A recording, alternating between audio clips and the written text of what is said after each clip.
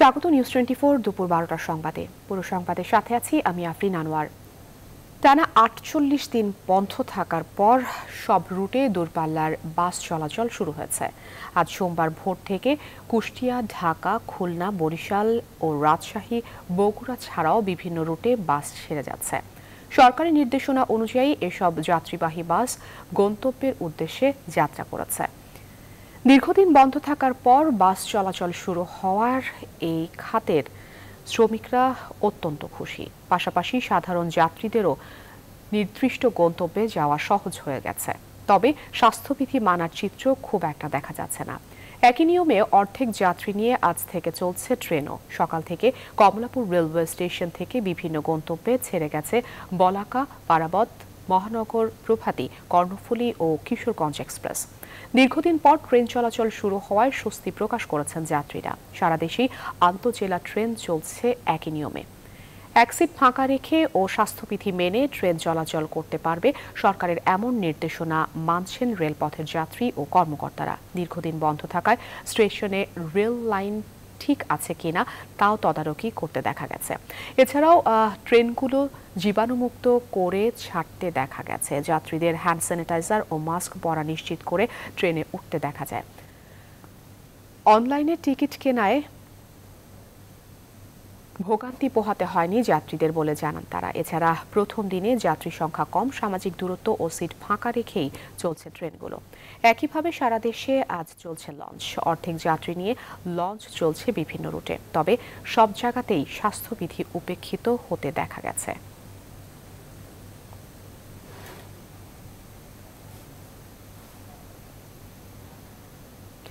এদিকে টিকিট ছাড়া কেউ স্টেশনে প্রবেশ করতে পারবে না বলে জানিয়েছেন রেলমন্ত্রী নুরুল ইসলাম সুজন। আজ কমলাপুর রেলওয়ে স্টেশনে স্বাস্থ্যবিধি মেনে ও অর্ধেক যাত্রী নিয়ে ট্রেন চলাচল সরজমিনে পর্যবেক্ষণ করতে গিয়ে তিনি একথা বলেন। আমরা অর্ধেক যে একটা সিট খালি রেখে এবং সকল প্রকার স্বাস্থ্যবিধি মেনে মাস্ক বলেন, সোশ্যাল ডিস্টেন্সিং বলেন, স্যানিটাইজেশন বলেন, এই সব কিছুকে মেলে আমরা আজ থেকে আমাদের ট্রেন সীমিত আকারে, যদিও সমস্ত ট্রেন আমরা এখন প্রাথমিক অবস্থা আমরা আমাদের যে আন্তনগর যে ট্রেন, এই ট্রেনগুলো আমরা আমাদের 108টি ট্রেন আমরা চলাচল করে স্বাভাবিকভাবে। তার অর্ধেক অর্থাৎ 56-28 জোড়া এই ট্রেন আমরা আজ থেকে চালানো শুরু করেছি। লকডাউনে গণপরিবহন চালুর বিস্তারিত জানাতে বিভিন্ন এলাকা থেকে আমাদের সাথে সরাসরি যুক্ত হচ্ছেন সহকর্মীরা। শুরুতেই চট্টগ্রাম থেকে আমাদের সাথে যুক্ত হচ্ছেন সহকর্মী শেখ সায়েদ। জায়েদ, অর্ধেক যাত্রী নিয়ে আজ থেকে ট্রেন চলাচল শুরু হবার কথা। সরকারি এই বিধিনিষেধ আসলে কতটা মানা হচ্ছে আর স্বাস্থ্যবিধি মানার চিত্র কেমন দেখছেন আপনার ওখানে?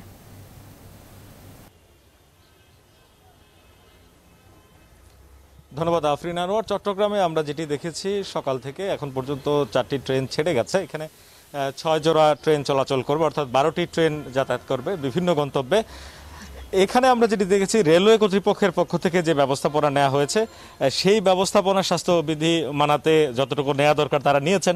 আপনি এখনও দেখবেন যে স্টেশনে পরিচ্ছন্নতার কাজ করছেন পরিচ্ছন্নতা কর্মীরা। আমরা যেটি দেখেছি যে এই ট্রেনগুলো ছেড়ে গেছে সেগুলো বেশিরভাগই যেহেতু 50% ফাঁকা রাখতে বলা হয়েছে, তার চেয়ে বেশি ফাঁকা আছে। প্রথম দিন যেহেতু যাত্রী কম আর যেহেতু অনলাইনেই 50% টিকিট ছাড়া হয়েছে, টিকিট ছাড়া আসলে কেউ এখানে আসার সুযোগ নেই এখন পর্যন্ত আমরা যেটি দেখেছি। এবং আজকে যাত্রী সংখ্যা অনেক কম থাকায় রেল স্টেশন অনেকটাই ফাঁকা এবং যাত্রী কম। বিকেলের দিকে আবারও হয়তো যে ট্রেনগুলো আছে সেগুলোতে যাত্রী হবে। তো ব্যক্তি পর্যায়ে অর্থাৎ যাত্রীরা অনেক ক্ষেত্রে স্বাস্থ্যবিধি মানছেন না। এখানে যারা যাত্রীরা আছেন তাদেরকে হ্যান্ড স্যানিটাইজার স্প্রে করে দেওয়া হচ্ছে, মাস্ক আছে কিনা জিজ্ঞেস করা হচ্ছে, কিন্তু ট্রেনে আমরা যাদেরকে দেখেছি অনেকেই মাস্ক পরছেন না বা মাস্কটি খুলে রেখে দিচ্ছেন। এই হচ্ছে চট্টগ্রাম রেল স্টেশন থেকে ট্রেন যাত্রা এবং স্বাস্থ্যবিধি মানার অবস্থা। জায়েদ, আপনাকে অসংখ্য ধন্যবাদ সংবাদ সংগ্রহের জন্য। এবারে আমরা চলে যাব নবীনগরে। সাভার নবীনগর থেকে আমাদের সাথে সরাসরি যুক্ত হচ্ছেন সহকর্মী নাজমুল হুদা। নাজমুল, দূরপাল্লার বাস চলছে আজ থেকে, তো অর্ধেক যাত্রী এবং কম ভাড়া নেয়ার বিধিনিষেধ কতটা আসলে মানা হচ্ছে, স্বাস্থ্যবিধি কতটা মানছেন যাত্রী এবং পরিবহন শ্রমিকরা?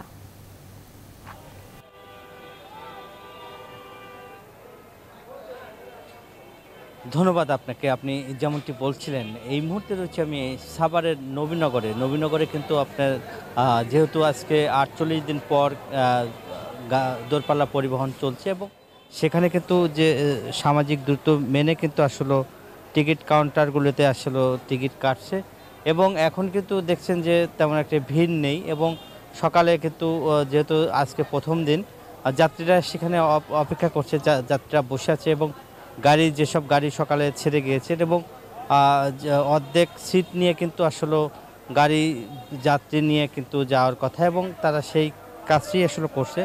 এখানে প্রতিটা গাড়িতে কিন্তু জীবাণুনাশক স্প্রে করা হচ্ছে এবং সেখানে কিন্তু হ্যান্ড স্যানিটাইজ এবং বাধ্যতামূলক কিন্তু মাস্ক তারা করেছে। এবার একটু যেহেতু গুরুত্ব সহকারে তারা এবার একটু দেখছেন যে করোনার এই ভয়াবহতার প্রতিরোধ করতে আসলে তারা অনেকটাই চেষ্টা করে যাচ্ছে এবং সেখানে কিন্তু তারা মূলত কাজ করছে এবং যেহেতু গণপরিবহন চালু হয়েছে এবং গণপরিবহনে কিন্তু সেই অর্থে পরিবহনগুলির জন্য কিন্তু কাউন্টারগুলিতে লোকজন রয়েছে, কিন্তু সে অর্থে এখনও যে গাড়িগুলি দূর দূরান্ত রয়েছে সেই গাড়ি।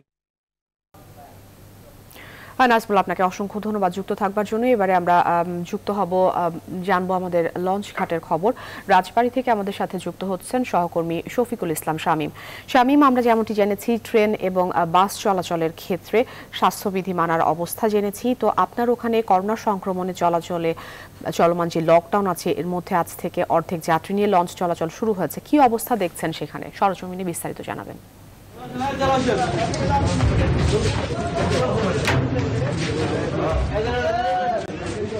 ধন্যবাদ। আপনি যেমনটি জানাচ্ছেন, দীর্ঘ 48 দিন পরে আমি একটু দেখাতে চাচ্ছি দৌলতদিয়া লঞ্চঘাটের চিত্রটি। দৌলতদিয়া লঞ্চঘাটে কিন্তু সকাল 6টা থেকে দৌলতদিয়া পাটুরিয়া লঞ্চ চলাচল শুরু হয়েছে। এই জায়গা থেকে কিন্তু সকালে যে যাত্রীটি আমরা দেখেছি, সকালে কিন্তু যাত্রীর সংখ্যাটা একেবারেই সীমিত ছিল। তো যে যাত্রী বেলা বাড়ার সাথে সাথে কিন্তু যাত্রীর সংখ্যাটা একটু বৃদ্ধি পাচ্ছে। আমরা এই মুহূর্তে দেখছি যে পাটুরিয়া থেকে একটি লঞ্চ ছেড়ে আসছে, সেখানে কিন্তু সামাজিক দূরত্ব যাত্রীরা কিন্তু বজায় রাখার চেষ্টা করছে না। তবে লঞ্চ কর্তৃপক্ষ কিন্তু প্রত্যেকটি লঞ্চে অর্ধেক যাত্রী নিয়ে ছেড়ে যাচ্ছে। যাত্রীরা কিন্তু এক্ষেত্রে সামাজিক দূরত্ব বজায় না রাখে তারা কিন্তু গাদাগাদি করে বসার চেষ্টা করছে এবং তারা কিন্তু মাস্ক এবং স্যানিটারি ব্যবহার করার ব্যাপারে অনীহা দেখাচ্ছে। তো লঞ্চ কর্তৃপক্ষ আমাদেরকে জানিয়েছেন যে অর্ধেক যাত্রী নিয়ে দৌলতদিয়া পাটুরিয়া লঞ্চ এই নৌরুটে লঞ্চ চলাচল করছে। তারা কিন্তু অর্ধেক যাত্রী নিয়ে চলার কারণে অতিরিক্ত ভাড়াও নিচ্ছে। তো আগে এই নৌরুটে কিন্তু 25 টাকা করে ভাড়া ছিল, এখানে কিন্তু এখন 40 টাকা ভাড়া নিয়ে তারা চলাচল করছে। তবে বেলা বাড়ার সাথে সাথে কিন্তু তারা এই নৌরুটে কিন্তু যাত্রীর সংখ্যা আমরা 40টা দেখতে পাচ্ছি। কিন্তু এই নৌরুটে বর্তমান 34টি লঞ্চ চলাচল। শামীম, আপনাকে অসংখ্য ধন্যবাদ আমাদের সাথে যুক্ত থাকবার জন্য। লকডাউনে গণপরিবহন চালুর বিস্তারিত তথ্য চট্টগ্রাম থেকে জানাচ্ছিলেন শেখ জায়েদ, নবীনগর থেকে জানাচ্ছিলেন নাজমুল হুদা এবং রাজবাড়ী থেকে ছিলেন আমাদের সাথে সহকর্মী শামীম। তাদের সকলকে ধন্যবাদ। করোনা থেকে পুরোপুরি সেরে ওঠার পরও অনেকে মারা যাচ্ছেন। চিকিৎসকরা বলছেন পোস্ট কোভিড সিনড্রোমের ফলে এ ধরনের মৃত্যু হচ্ছে। কারো হঠাৎ স্ট্রোক হচ্ছে, কারো ফুসফুস ও কিডনির সমস্যা হচ্ছে আরো জটিল। করোনা থেকে সেরে ওঠার পরও সব ধরনের সতর্কতা অবলম্বনের পরামর্শ দিচ্ছেন বিশেষজ্ঞরা। অন্তরা বিশ্বাস জানাচ্ছেন বিস্তারিত। সাবেক স্বাস্থ্যমন্ত্রী মোহাম্মদ নাসিম 2020 সালের 13 জুন স্ট্রোক করে মারা যান। মৃত্যুর সময় তিনি করোনা মুক্ত ছিলেন, তবে তার আগে ছিলেন করোনায় আক্রান্ত। চিকিৎসকরা বলছেন করোনা নেগেটিভ হলেও করোনার ধকলেই তার স্ট্রোক হয়। তিনি কিন্তু করোনা নেগেটিভ হয়ে গেলেন, কিন্তু তার স্ট্রোক হলো, স্ট্রোক হয়ে আলটিমেটলি কিন্তু মারা গেলেন। কেবল মোহাম্মদ নাসিমই নন, করোনা থেকে সেরে ওঠার পরও মারা গেছেন এমন রোগীর সংখ্যা দেশে অনেক। দেশে 7,30,000-এর বেশি মানুষ করোনা থেকে সুস্থ হয়েছেন বলে জানিয়েছে স্বাস্থ্য অধিদপ্তর। এদের মধ্যে অনেকেই ভুগছেন করোনা পরবর্তী সমস্যায়। যাদের আগে থেকেই ফুসফুস, হার্ট, কিডনির সমস্যা ছিল তাদের সমস্যাই বেশি হয়েছে। এছাড়াও যারা দীর্ঘদিন ধরে জটিল রোগে ভুগছিলেন তারাও ভুক্তভোগী। প্রথম থেকেই অ্যান্টিফাইব্রোটিক ড্রাগ যদি ইউজ না করি, ফাইব্রোসিস হয়ে আস্তে আস্তে ফুসফুসগুলি অচল হয়ে যাবে। ফুসফুস অচল হয়ে কিন্তু রোগীর মৃত্যু হতে পারে। Pulmonary embolism serious heart attack অথবা ব্রেন স্ট্রোক, এগুলোতে সাধারণত রোগী কিছু কিছু মারা যেতে পারে আর কি। একটা বয়স্ক মানুষ এবং এই বিভিন্ন রোগে যারা ভোগেন, যেমন ডায়াবেটিস আগেরই আছে, উচ্চ রক্তচাপ আছে, হার্টের রোগ আছে, কিডনির রোগ, লিভারের রোগ, স্ট্রোকের আগের রোগী বা ক্যান্সারের রোগী, আমরা মেডিকেল টার্মে বলি কোমরবিডিটি। করোনা পরবর্তী সময়ে অনেকেই দীর্ঘদিন ধরে ভুগছেন শ্বাসকষ্টে। পেটের ব্যথা, অনেক কিছু ভুলে যাওয়া, বিষণ্ণতা সহ বিভিন্ন সমস্যাকেই অনেকে শুরুতে আমলে নেননি, কিন্তু ধীরে ধীরে এগুলো হয়ে উঠতে পারে গুরুতর, বলছেন চিকিৎসকরা। জয়েন্ট পেইন অনেকের গিরায় গিরায় ব্যথা করে, মাসল পেইন হয়, আমরা বলি আর্থ্রালজিয়া, মায়ালজিয়া বা আর্থ্রাইটিস, মাথা ব্যথা করতে পারে। পেটের ট্রাবল অনেকেরই হয়, অ্যাসিডিটি হয়, গ্যাস হয়, মাঝে মাঝে পাতলা পায়খানা হয়। কিছু কিছু রোগীর পায়ে আমরা লিভারের পশ হয়, এনজাইম গুলো এসজিপিটি, এগুলো হয় পাওয়া যায়। কিডনির একটু প্রবলেম পাওয়া যায়, নার্ভের সমস্যা হয়, এমনকি ব্লাডেরও কিছু কিছু সমস্যা হয়। অর্থাৎ কোভিড এমন একটা রোগ যেমন কোনো সমস্যা নাই যে এটা না করে। ওইখানে জুনিয়র ডাক্তার দিয়ে করানো হচ্ছে। আমি মনে করি এক্সপার্ট ডক্টরকে সেই পোস্ট কোভিড ফলো আপ ক্লিনিকে রাখতে হবে।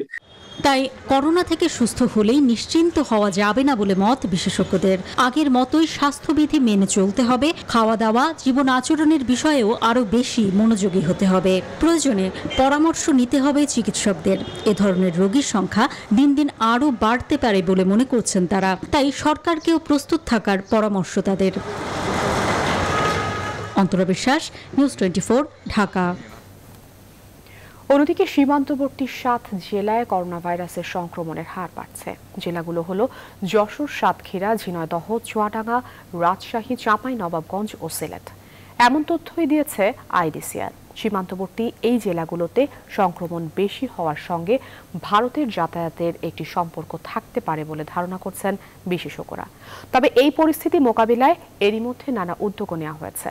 প্রতিনিধিদের তথ্যচিত্রে ডেস্ক রিপোর্ট। করোনায় বিপর্যস্ত প্রতিবেশী দেশ ভারত। করোনার সংক্রমণ রোধে গেল 26 এপ্রিল থেকে ভারত বাংলাদেশের মধ্যে ইমিগ্রেশন কার্যক্রম বন্ধ ঘোষণা করে সরকার।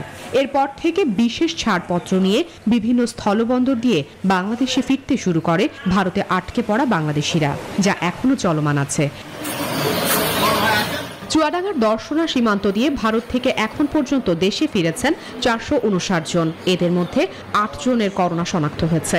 স্বাস্থ্য বিভাগের তথ্য মতে গেল 13 মে থেকে 16 মে পর্যন্ত চুয়াডাঙ্গায় করোনা শনাক্ত হয় মাত্র 7 জনের। তবে পরের 6 দিনে শনাক্ত হয় 23 জনের। আমাদের এখানে আগেও 4টা-5টা করে রোগী থাকতো, 4টা-5টা করে রোগী আসছে। ইন্ডিয়া থেকে ফেরত যে 9 জন পজিটিভ আছে তারাও সুস্থই আছে।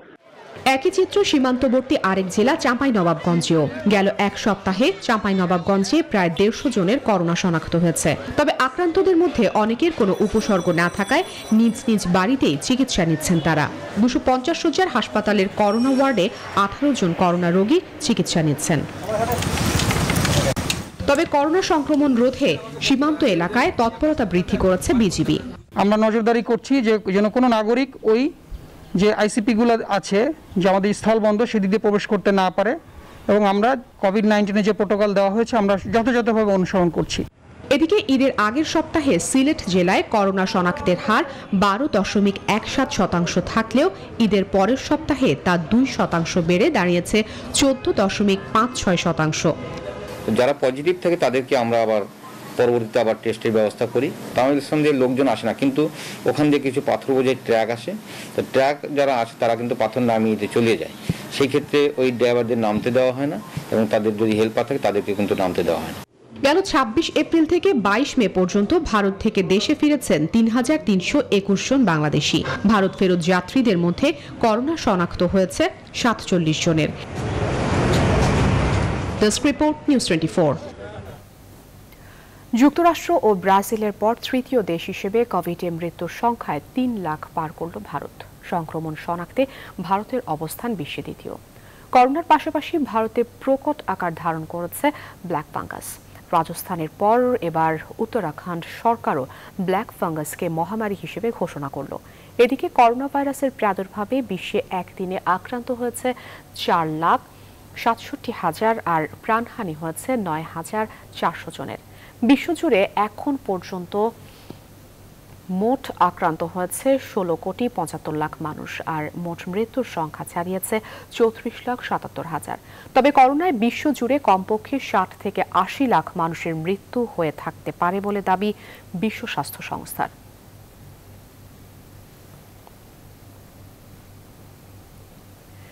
Bangladesh road transport authority BRT এর সহযোগিতায় চুরি যাওয়া গাড়ির নম্বর পরিবর্তন করত সংঘবদ্ধ চোর চক্র। দেশের বিভিন্ন স্থানে অভিযান চালিয়ে এমনই একটি গাড়ি চোর চক্রের দলনেতা সহ 6 জনকে গ্রেফতার করেছে পুলিশের গোয়েন্দা বিভাগ। উদ্ধার করেছে মোটরসাইকেল, প্রাইভেট কার সহ মোট 14টি যান। নাইমাল জিকো জানাচ্ছেন বিস্তারিত। Miraj Sheikh motorcycle ride sharing করে পরিবার চালান তিনি। চলতি মাসের 12 তারিখ ইফতারের ঠিক আগ মুহূর্তে গুলিস্তান থেকে বাবুবাজার ব্রিজ পর্যন্ত যাতায়াতের জন্য একজন যাত্রী নেন। এরপরই পানি খাইয়ে তাকে নেশাগ্রস্ত করে চক্রটি তার মোটরসাইকেল ছিনিয়ে নেয়। মোটরসাইকেল পেতে মামলা করেন থানায়। পানি খাওয়াইছে, সে পানি খাওয়ার পরে আমি আসলে হৃদায়ত জ্ঞান হারাই ফেলি। হারানোর পরে আমার বাইকে চাবি নিয়ে যায়, চাবি নিয়ে আমার একটু ঘুরাই ফেরায়, তারপর কিছুক্ষণ পরে দেখে যে আমার বাইকটা নাই আর কি। মিরাজের মতো প্রাইভেট যান হারানো বেশ কিছু মামলা নিয়ে তদন্ত শুরু করে পুলিশের গোয়েন্দা লালবাগ বিভাগের সংঘবদ্ধ অপরাধ ও গাড়ি চুরি প্রতিরোধ টিম। এ সময় দেশের বিভিন্ন স্থানে অভিযান চালিয়ে গাড়ি চুরির মূল হোতা রফিকুল ইসলাম সহ 6 জনকে গ্রেফতার করা হয়। উদ্ধার করা হয় 2টি প্রাইভেট কার, 8টি মোটরসাইকেল ও 4টি সিএনজি। পুলিশ বলছে এসব চোরাই বাহনের মধ্যে মোটরসাইকেল গোপালগঞ্জ ও ফরিদপুরে, নারায়ণগঞ্জে সিএনজি এবং প্রাইভেট কার পাঠানো হয় দেশের প্রত্যন্ত অঞ্চলে। আর BRT এর কর্মকর্তাদের যোগসাজশে চেজিস নম্বর 5 করিয়ে আসল কাগজ সহ একই নম্বরের ভিন্ন গাড়িও রাস্তায় নামাতো চক্রটি। এরা ওই BRT এর থেকে ইনফরমেশন গুলো নেয়, এই নাম্বারের এগেইনস্টে কোন সিএনজিটা চলে। আপনি যখন সার্চ দিবেন তখন দেখবেন যে সবকিছু ঠিক আছে, এবং কাগজটাও তারা BRT এর কর্মকর্তা, বললাম যে কিছু জড়িত আছে, ওই BRT এর কর্মকর্তা ওদের সাথে যোগসাজশে কাগজটা বের করে ফেলে। এই ঘটনায় জড়িত BRT এর কর্মকর্তাদের নজরদারিতে রাখা হয়েছে বলেও জানান পুলিশের এই কর্মকর্তা। এ ধরনের অপকর্মের সাথে তাদের সম্পৃক্ততার বিষয়টি যাচাই করা হচ্ছে বলেও জানান তিনি। নাইমাল জিকো, নিউজ 24, ঢাকা। বঙ্গোপসাগরের গভীর নিম্নচাপটি ঘূর্ণিঝড় যশের রূপ নিয়েছে। আবহাওয়া অধিদপ্তর বলছে সর্বশেষ পর্যবেক্ষণে এটি সুপার সাইক্লোনে রূপ নেওয়ার সম্ভাবনা কমে গেছে। তবে এটি ঘূর্ণিঝড় যশে পরিণত হয়ে উত্তর পশ্চিম দিকে অগ্রসর হয়ে ভারতের উড়িষ্যা উপকূলের দিকে যাচ্ছে। যদি গতিপথ পরিবর্তন হয়ে উত্তর পূর্ব দিকে অগ্রসর হয় তবেই দেশের দক্ষিণের জেলাগুলোতে আঘাত হানার সম্ভাবনা রয়েছে।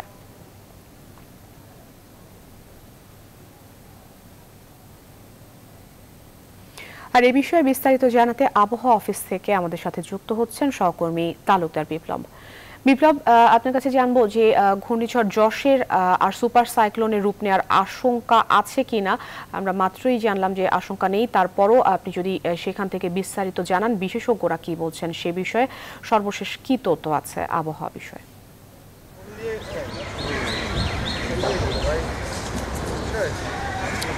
জি আফরিন, এখানে কিন্তু একটি সংশোধন করছে আমি, যেটি হলো যে ঘূর্ণিঝড় যে যশের এর মধ্যে কিন্তু রূপ নিয়েছে। ঘূর্ণিঝড়টি যশ নামে যে রূপ নেওয়ার কথা ছিল সেটি কিন্তু যশে রূপ নিয়েছে। তবে গতকাল পর্যন্ত যেটি সুপার সাইক্লোন হওয়ার যে সম্ভাবনার কথা আবহাওয়া অফিস থেকে জানিয়ে আসছিল, সেই জায়গা থেকে একটু সরে এসে আবহাওয়া অফিস বলছে যে আপাতত কিন্তু এটি সুপার সাইক্লোনের মতো ঝড় বা শক্তিশালী ঝড় হওয়ার সম্ভাবনা নেই।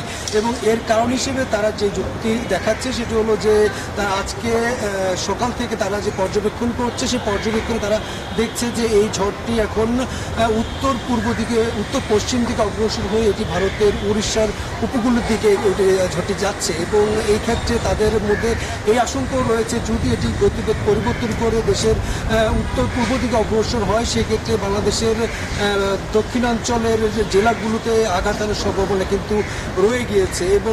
এবং তাদের মধ্যে গতকাল পর্যন্ত যে এটি বাংলাদেশে আঘাত হানার যেটি বড় আশঙ্কা কাজ করছিল, সেটি থেকে তারা কিছুটা একটু স্বস্তির কথা জানিয়েছে। তবে এখন যে দাবদাহ চলছে, সে দাবদাহ যদি ঝড়টি অতিক্রম করে, অর্থাৎ এটি বাংলাদেশ বা ভারতের যে কোনো উপকূল দিয়ে অতিক্রম করুক না কেন, এটি কিন্তু বৃষ্টিপাতে কিন্তু এই গরম অনেকটা কমে আসবে।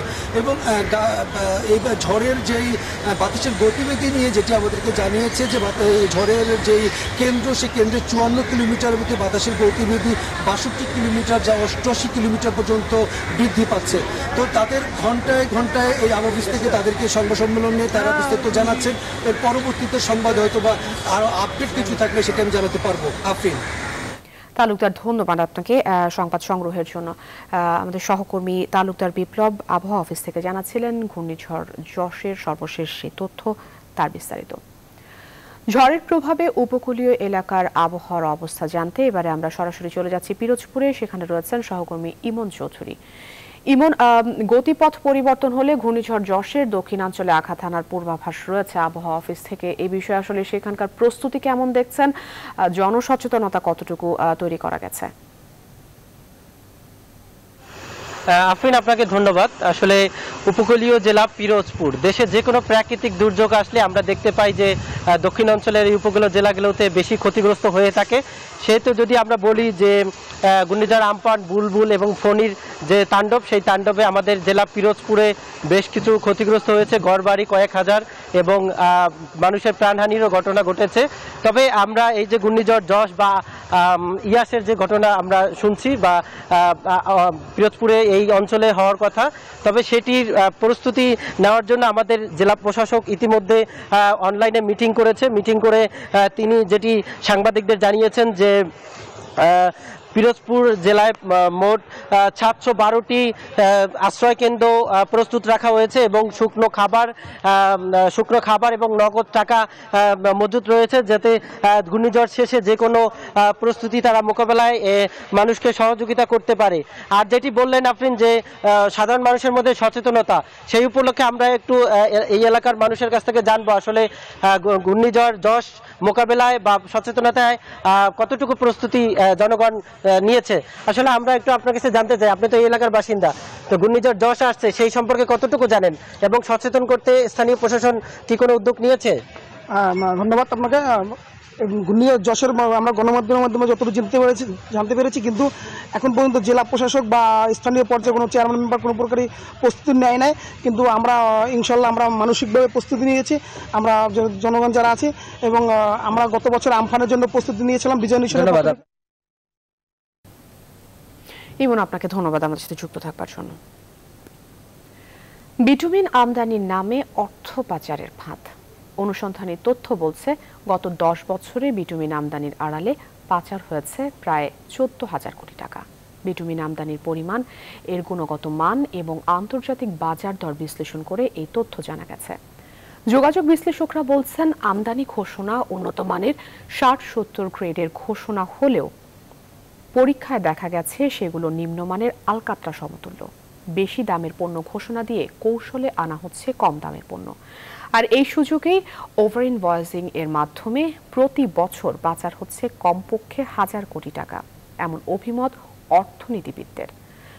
অর্থ পাচার বন্ধে অবশ্যই আমদানিকারকদের জবাবদিহিতার মধ্যে আনতেই হবে। বিস্তারিত জানাচ্ছেন আশিকুর রহমান শ্রাবণ। বিটুমিন আমদানির আড়ালে কিভাবে মানি লন্ডারিং হচ্ছে সেটা বুঝতে হলে আগে জানা দরকার কি আমদানির কথা বলে কি ধরনের বিটুমিন আমদানি করা হচ্ছে আর তার মানি বা কেমন। বর্তমান প্রেক্ষাপটে 60 থেকে 70 গ্রেড হলো সরকার কর্তৃক নির্ধারিত আদর্শ বিটুমিন। আমদানি ঘোষণায় বলা হচ্ছে বিটুমিন আসছে 60 থেকে 70 গ্রেডের, কিন্তু আসলে কি? এই পরীক্ষার ফলাফলে সেটা পরিষ্কার। আমদানি করা এই বিটুমিনের গ্রেড ল্যাবরেটরি পরীক্ষায় পাওয়া যায় 102, যেটাকে বিশেষজ্ঞরা আলকাতরা বলছেন। বিটুমিনের একটি ড্রামে বিটুমিনাস উপাদান থাকার কথা কমপক্ষে 99%, কিন্তু আমদানি করা বিটুমিনে আছে মাত্র 92%। মূলত আমদানি ঘোষণার সাথে দেশে আসা এসব বিটুমিনের মিল নেই। 60-70 আসার কথা, কিন্তু দেখা যায় যে প্রায় এটা 100 গ্রেডের দিকে চলে যায়। কিন্তু ইম্পোর্টেড শুধু সফটওয়্যার না, এর মধ্যে বিটুমিন কন্টেন্টটাও কিন্তু একটু কম। তো নজরদারির অভাবে এই ধরনের সস্তার বিটুমিন দিয়ে আমাদেরকে 3 অবস্থা করে ফেলছে। জাতীয় রাজস্ব বোর্ড সূত্রে জানা গেছে চলতি অর্থ বছরের প্রথম 9 মাসে 3,19,661 টন বিটুমিন আমদানি করেছে 42টি প্রতিষ্ঠান, যার মূল্য দেখানো হয়েছে প্রায় 1,110 কোটি টাকা। অনুসন্ধান ও বিশেষজ্ঞদের মতামত বলছে 60 থেকে 70 গ্রেডের বিটুমিনের ঘোষণায় অনেক ক্ষেত্রে আসছে 80 থেকে 100 গ্রেডের বিটুমিন। আন্তর্জাতিক বাজার দর যাচাই করে দেখা গেছে 80 থেকে 100 গ্রেডের বিটুমিনের বাজার মূল্য 150 থেকে 180 ডলারের মধ্যে ওঠানামা করে। প্রতি টন বিটুমিনের বিপরীতে বিদেশে পাঠানো হয় বাড়তি 34,000 টাকা। ফলে বিটুমিনের প্রকৃত মূল্যের বাইরে বাড়তি প্রায় 1,087 কোটি টাকা বিদেশে পাচার হয়ে গেছে বলে ধারণা সংশ্লিষ্টদের। 10 বছরে যার পরিমাণ প্রায় 14,000 কোটি টাকা। $200 দেখানো হলো, আসলে 100 টাকা দিয়ে আমি কিনে আনলাম, 100 টাকা আমার ওইখানে বিদেশে পাচার হলো। এইটা ওভার ইনভয়েসিং এর মাধ্যমে ইম্পোর্টের সময় হয়। কর্তৃপক্ষের দায়িত্ব হচ্ছে যে বিটুমিনের কোয়ালিটিটা চেক করা। সেখানে বিটুমিনের কোয়ালিটি খুব খারাপ। এই কোয়ালিটির বিটুমিন বাংলাদেশে ব্যবহার করা হয়, পৃথিবীর অন্য কোনো দেশে কিন্তু অ্যালাউই করবে। চট্টগ্রাম কাস্টমস হাউসের তথ্য মতে 2019-20 অর্থ বছরে আমদানি করা বিটুমিনের পরিমাণ ছিল 3,80,275 টন। সংশ্লিষ্টরা বলছেন গ্রেড ভেদে মূল্য অনেক রকম হলেও সব মানের বিটুমিনের ডিউটি একই। এই সুযোগ কাজে লাগিয়ে অল্প দামে নিম্নমানের বিটুমিন এনে উন্নত মানের বিটুমিন উল্লেখ করা হয়। বিদেশে টাকাও পাঠানো হয় উন্নত মানের দর অনুযায়ী। বাংলাদেশ দেশ হিসেবে ক্ষতিগ্রস্ত হচ্ছে একজন ব্যক্তি, লাভবান হচ্ছে নির্দিষ্ট একটা গোষ্ঠী, এবং তারা এই টাকা বিদেশে পাচার করে তারা ওখানে তাদের বিলাস বহুল বাড়িঘর তৈরি করতেছে সেই দেশে। কেন্দ্রীয় ব্যাংক যদি এসব ব্যাপারে তাদের মুখ্য ভূমিকা পালন করে, তাহলে কিন্তু এই বিশাল পরিমাণ টাকা বাংলাদেশে সেভিংস হওয়া সম্ভব। সংশ্লিষ্টরা বলছেন আমদানি করা নিম্নমানের বিটুমিন ব্যবহারে ত্রিমুখী ক্ষতি হচ্ছে। একদিকে বৈদেশিক মুদ্রার অপচয়, অন্যদিকে মানি লন্ডারিং আর 6 মাসের নতুন রাস্তার বেহাল দশা ও জনভোগান্তি।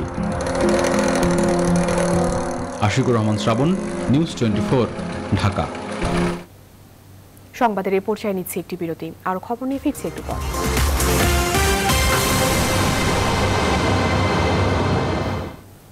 বিরতির পর আবারও স্বাগত, দেখছেন নিউজ 24 দুপুরের সংবাদ।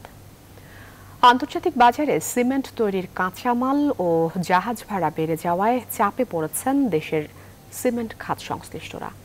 এতে দেশের বাজারে দাম বৃদ্ধির শঙ্কাও দেখা দিয়েছে। উৎপাদকদের দাবি দ্বৈত কর প্রত্যাহার করে আমদানি শুল্ক অর্ধেক করার। এদিকে সিমেন্টের বাড়তি দামের প্রভাব আবাসন খাতেও পড়ার শঙ্কা করছেন রিহ্যাব সভাপতি সুলতান আহমেদ। জানাচ্ছেন বিস্তারিত। করোনা মহামারীর শুরুর দিকে ব্যাহত হয় নির্মাণ কাজ, তবে পরিস্থিতির উন্নতির সাথে সাথে নির্মাণ কাজ বাড়তে থাকে। তাতে বিশ্বব্যাপী চাহিদা বেড়েছে সিমেন্টের। অন্যদিকে কাঁচামাল সংকটের অজুহাতে ধাপে ধাপে বেড়েছে প্রধান উপকরণ ক্লিংকার সহ অন্যান্য উপকরণের দাম। পাল্লা দিয়ে বেড়েছে আমদানি খরচ ও জাহাজ ভাড়াও। দেশে বর্তমানে 37টির মতো সিমেন্ট উৎপাদক রয়েছে, যে খাতে কাজ করে প্রায় লক্ষাধিক জনবল। বিনিয়োগ রয়েছে প্রায় 42,000 কোটি টাকা। প্রতি বছর দেশের অভ্যন্তরের প্রায় 4 কোটি টন চাহিদা মিটিয়েও দেশের বাইরে রপ্তানি হচ্ছে বাংলাদেশের সিমেন্ট। এবছরের শুরুতে পরপর 2বার ফ্রেট কস্ট বৃদ্ধি পেয়েছে। রিসেন্টলি আরও $3 পার টন ফ্রেট কস্ট বৃদ্ধি পেয়েছে। সিমেন্টের দাম বৃদ্ধি করা ছাড়া উৎপাদকের আর কোনো বিকল্প নাই। Bangladesh cement manufacturers association BCMA দাবি করছে সিমেন্টের দাম স্থির রাখতে আমদানি শুল্ক 500 টাকা থেকে 250 টাকায় নামিয়ে আনার পাশাপাশি আসছে বাজেটে দ্বৈত কর সমন্বয়েরও দাবি তাদের। বাজেটে আমাদের জোর দাবি কাঁচামালের উপর যেই 500 টাকা তথা প্রায় 12.5% ডিউটি বা কাস্টম ডিউটি ধার্য করা হয়েছে, সেটাকে 200 টাকা অথবা 5% করার জন্য জোরালো দাবি। বিভিন্ন ফরম্যাটে যে ট্যাক্স বার্ডেন, এই সেক্টরটা অত্যন্ত জর্জরিত। করোনার চাপ কাটিয়ে কিছুটা ঘুরে দাঁড়াতে শুরু করেছে দেশের আবাসন খাত। এই খাতের সংগঠন রিহ্যাব সভাপতি বলছেন, নির্মাণের সবচেয়ে প্রয়োজনীয় সিমেন্টের দাম স্থির রাখার বিকল্প নেই। এইভাবে যদি নির্মাণ সামগ্রীর দাম বাড়ে তাহলে আমাদের কস্ট অফ প্রোডাকশন বেড়ে যাবে। চেষ্টা করছি মানুষের ক্রয় ক্ষমতার ভিতরে অ্যাপার্টমেন্ট ডেলিভারি করার, যেটা অত্যন্ত ডিফিকাল্ট হয়ে যাবে। দেশের চাহিদা মিটিয়ে প্রায় 15 বছর ধরে রপ্তানিও হচ্ছে সিমেন্ট, যা ধরে রাখতে আগামী বাজেটে উদ্যোগ চান এই খাতের ব্যবসায়ীরা। সুলতান আহমেদ, নিউজ 24, ঢাকা। এবার ফার্স্ট সিকিউরিটি ইসলামী ব্যাংক অর্থ বাণিজ্য সংবাদ। করোনা মহামারীতে বিশ্ব অর্থনীতিতে যখন বিধ্বস্ত অবস্থা, তখনই আবার করোনা টিকার চাহিদায় ফুলে ফেপে উঠেছে ভ্যাকসিন উৎপাদনকারী প্রতিষ্ঠানগুলো। বৈশ্বিক টিকা বাণিজ্যে এরই মধ্যে 9 জন নতুন বিলিয়নিয়ার তৈরি হয়েছে। সামনের দিনগুলোতে যা আরও বাড়বে। মানবাধিকার কর্মীরা বলছেন, টিকার বাণিজ্যে গড়ে ওঠা এই সম্পদ মহামারী থেকে সৃষ্ট অসমতার বিষয়টিকেই তুলে ধরেছে। Masud Rana, desk report. Corona মহামারীতে বিশ্বজুড়ে তুমুল চাহিদা তৈরি হয়েছে এর প্রতিষেধকের। যদিও ইউরোপের দেশগুলো যার সিংহভাগ দখল করে নিয়েছে, তবুও সরবরাহ করতে হিমশিম অবস্থা উৎপাদনকারী প্রতিষ্ঠানগুলোর। টিকার এ মুনাফায় এরই মধ্যে 9 জন নতুন বিলিয়নার তৈরি হয়েছে, যারা গড়ছে টাকার পাহাড়। যাদের তালিকায় শীর্ষে রয়েছেন মার্কিন ঔষধ প্রস্তুতকারক প্রতিষ্ঠান মডার্নার প্রধান নির্বাহী কর্মকর্তা স্টিফেন বানসেল, রয়েছে জার্মান জৈব প্রযুক্তি প্রতিষ্ঠান বায়োএনটেকের সিইও উইঘুর শাহিন। বেশ কয়েকটি সংগঠনের তথ্য অনুযায়ী 2 জন ব্যবসায়ীর এখন সম্পদের পরিমাণ প্রায় $400 কোটি। এদিকে অক্সফোর্ড বিশ্ববিদ্যালয় ও অ্যাস্ট্রাজেনিকার টিকা চলতি বছরের জুলাই পর্যন্ত কম মূল্যে নিম্ন মধ্যম আয়ের দেশগুলোই সরবরাহ করার কথা থাকলেও এর মধ্যে ইউরোপে বিক্রি থেকে তারা পেয়েছে $22,24,00,000। জনসন অ্যান্ড জনসন বলছে মহামারী অব্যাহত থাকা পর্যন্ত তারা অলাভজনক ভিত্তিতে টিকা সরবরাহ করবে। তবে চলতি বছর শেষ নাগাদ 100 কোটি ডোজ সরবরাহ করতে চায় জনসন। এতে তাদের আয় হবে $1,000 কোটি। চীনের ক্যানসিনো বায়োলজিক্সের জ্যেষ্ঠ নির্বাহীরা এবং মডার্নার শুরুর দিকের বিনিয়োগকারীরা নতুন করে ধনকুবের খাতায় নাম লিখেছেন। মানবাধিকার কর্মীরা বলছেন টিকার বাণিজ্যে নতুন ধনীদের সম্পদের পরিমাণ $1,930 কোটি। এ অর্থ দিয়ে স্বল্প আয়ের দেশগুলোই প্রায় 78 কোটি মানুষকে সম্পূর্ণভাবে টিকা দেওয়া সম্ভব।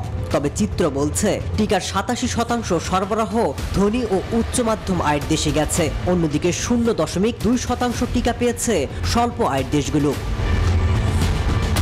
মাসুদ রানা, নিউজ 24। ঘূর্ণিঝড় যশ প্রসঙ্গে সচিবালয়ে কথা বলছেন দুর্যোগ প্রতিমন্ত্রী ডক্টর এনামুর রহমান। আমরা সরাসরি যুক্ত হচ্ছি সংবাদে।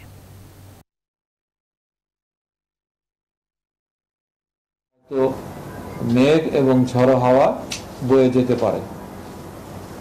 আমরা আমাদের আবহাওয়া দপ্তর, আমাদের সিপিপি, আমাদের মন্ত্রণালয় কন্ট্রোল রুম এবং মাঠ পর্যায়ের সবাই আমরা কঠিন পর্যবেক্ষণের মধ্যে রেখেছি এবং এটা ল্যান্ডফল না হওয়া পর্যন্ত আমরা পর্যবেক্ষণ রাখবো, যাতে যদি কোনো কারণে এটা দিক পরিবর্তন করে উত্তর অথবা উত্তর পশ্চিম দিকে আসে তার সাথে সাথে যেন আমরা আমাদের জনগণকে ইভাকুয়েট করে আশ্রয় কেন্দ্রে নিতে পারি।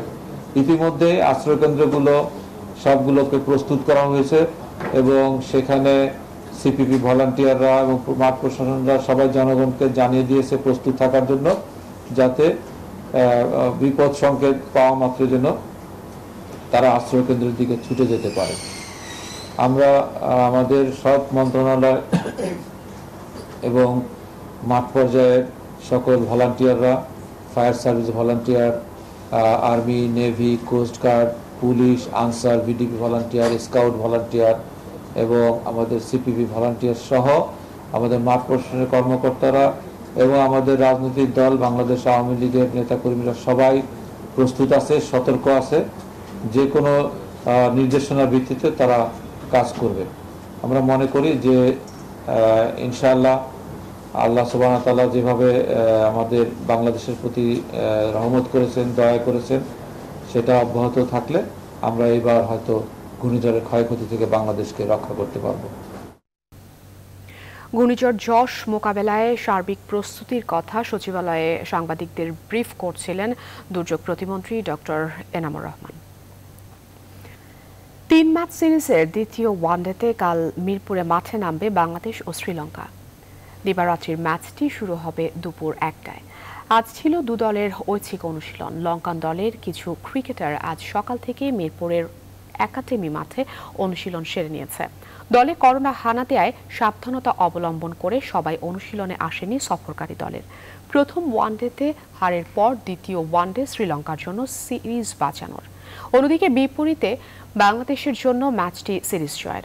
আজ দুপুর 2টায় বাংলাদেশ দলের ঐচ্ছিক অনুশীলনের কথা রয়েছে মিরপুরের হোম অফ ক্রিকেটে। দলের সব ক্রিকেটার না থাকলেও একদিন বিরতি দিয়ে এই অনুশীলনে দেখা যেতে পারে লিটন, সৌম্য, মিথুনদের। নিউজ 24 সংবাদ ছিল এখনকার মতো এ পর্যন্তই। এতক্ষণ সাথে থাকার জন্য ধন্যবাদ সবাইকে।